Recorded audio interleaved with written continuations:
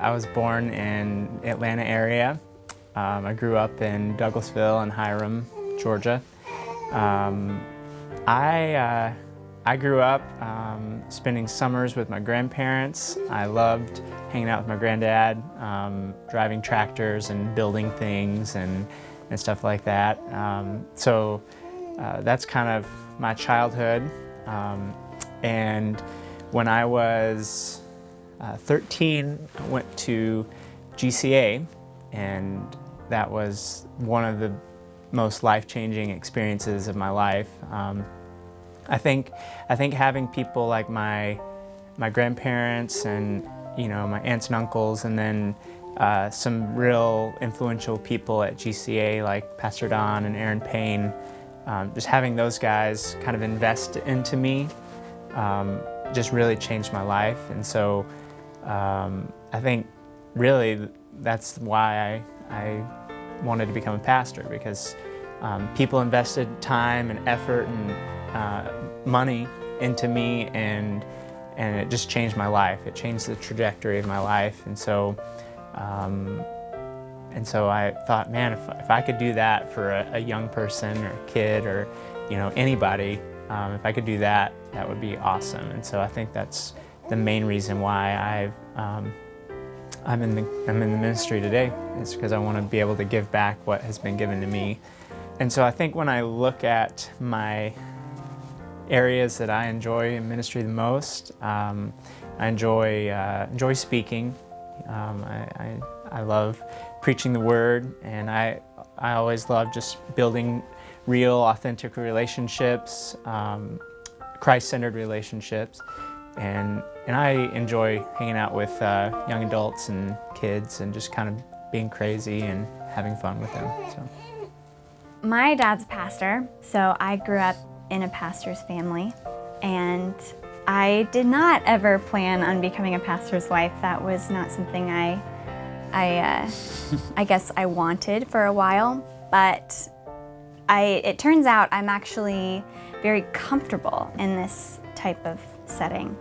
I grew up with being very involved and very active in the church, and I think my parents set a really good example of what a pastor's family can be. I never felt any pressure as a kid, and my dad always made time for us and prioritized his family. And so starting a family of our own, I think that's something that I'm going to be able to bring to the table, is understanding how a pastor's family can balance family time and church time.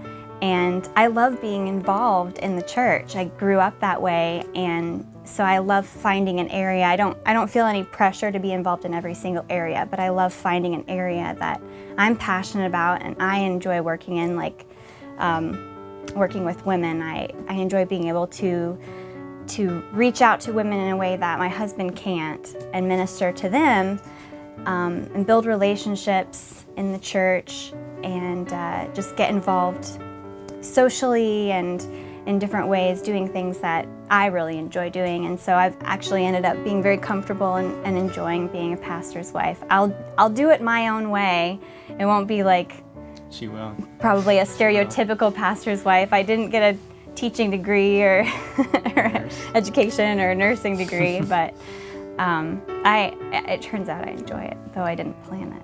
I'm excited for Josh that he's being recognized as having a calling from God to speak and minister to people as a pastor. I think he's definitely received this calling from God, but to have that recognized by his employer and his family and his friends as officially being an ordained pastor, I think that's significant. It's a significant point in his life that hopefully will just kind of empower him and push him even further in fulfilling the calling that God has for him. To me, ordination is valuable because I know that God has called me and He's already ordained me, but now that's being recognized by friends and family and coworkers and Georgia-Cumberland Conference. And so It's valuable to me as someone who needs affirmation to see that others recognize that calling in me.